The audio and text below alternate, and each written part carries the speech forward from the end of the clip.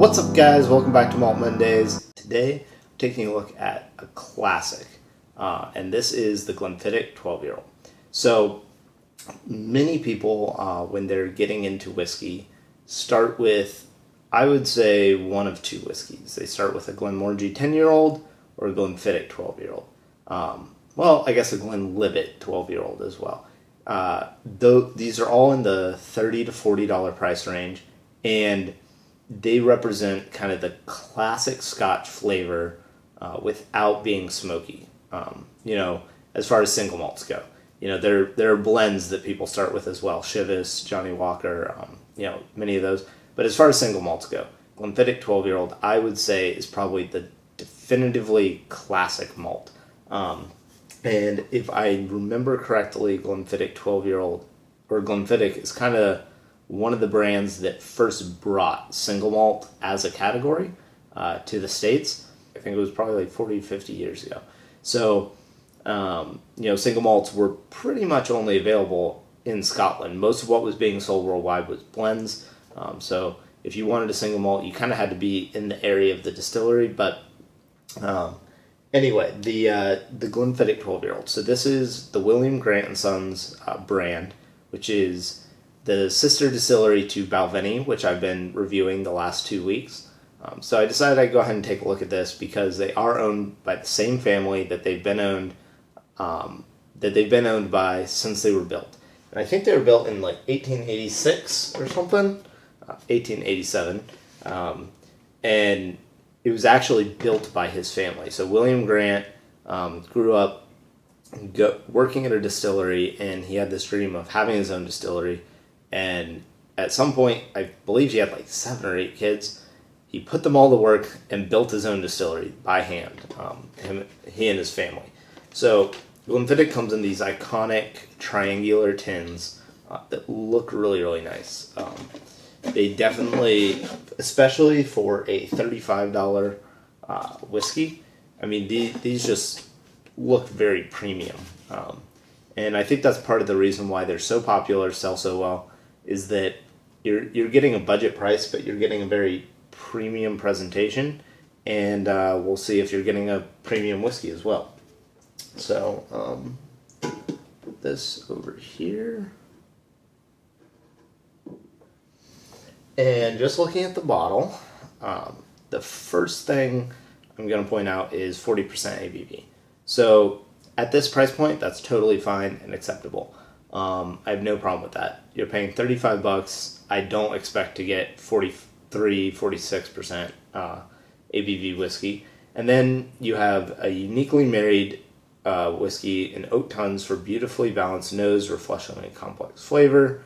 And it is matured in the finest Oloroso sherry and bourbon cask. So they're telling you that it's ex-bourbon and ex-sherry cask whiskey, which is nice that they are stating both casks to use. And let's go ahead and see what it tastes like. The other thing I do want to say, and it doesn't say it on the label, but all Glenfiddichs are naturally colored, just like all Balvenies. They're pretty proud of that. If you talk to any of their brand ambassadors, they don't advertise it on their labeling, and I'm not sure why, but they don't add coloring. So very light. So I would say that the sherry maturation isn't very very influencing here.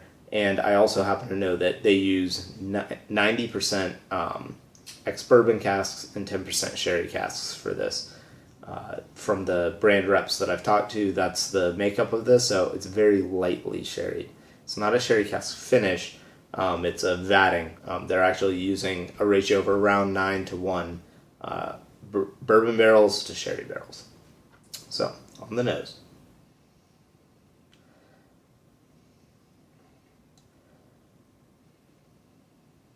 This has a very summery and like springtime kind of aroma to it. I get a lot of pear. There's green apples. There's the barest whiff of the oak influence here.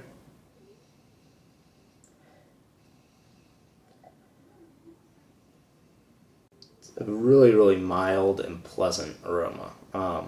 This is a whiskey that I think I like a little more every time I have it, but it's not very complex. It's pretty simple what's going on here.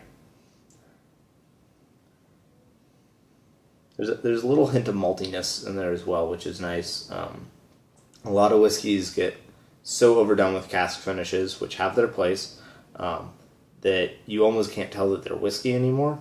Like the Balvenie 15 that I did last week, that one's so heavily sherried, you almost wouldn't know it was whiskey. But this, you can definitely tell. It's a very, very light whiskey with just slight enhancements from the cask flavors. So let's see how it tastes.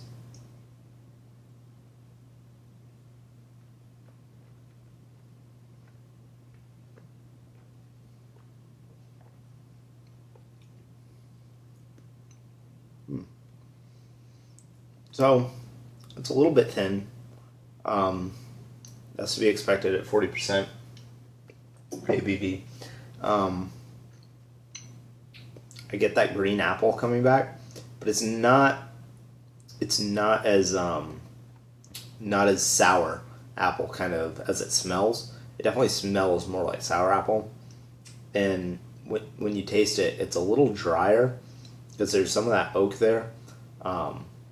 It's a little maltier, and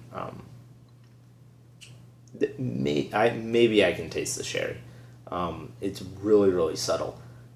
It's there, but if you didn't know that it was sherry cask matured, or if you didn't have a lot of experience tasting only ex-bourbon whiskeys versus ex-bourbon with sherry whiskeys, you might not know. It definitely, you don't smell this and smell a sherry bomb or anything like that. So it is there, but really this is pretty simple whiskey. Now, here's the thing. This only costs $35. And man, at $35, this is really good value. So I'm already going to give it a plus mark for that. The thing is, I feel like this is a slightly boring whiskey. I mean, yes, it's budget friendly, but I feel like there are whiskeys that I've had in that price range that are just more fun, more interesting to drink. And this is definitely made, you can tell from the flavor profile, it's so mild, the finish is really short, it's very smooth, but you can tell that this is made to appeal to the largest number of people possible. And I would say specifically to appeal to people that don't generally drink whiskey, because it's very pleasant and very easygoing. But that being said, there's nothing that makes you want to, take a glass of this and then say, hey, like, have you tried this before? Like, you need to try this. It's really good. I don't think this is going to really impress anyone, but it's good. So I'm going to give this a C+. I think it's okay. I don't think it's fantastic. But that being said, it's very good value. So as always, guys, let me know down in the comments below what you think of the Glenfiddich 12-year-old. I think this is the perfect place to start for someone that's wanting a single malt, or the perfect place to go for somebody that you don't have much money to spend on whiskey, and you just want an easy drinking dram that you can have every day. There's absolutely nothing wrong with this. It's perfect for that. I think, though, you're going to graduate past Glenfiddich 12-year-old quite quickly if you start trying some other brands, and if you can move your price point up just a little bit. And as always, have a great day. Cheers.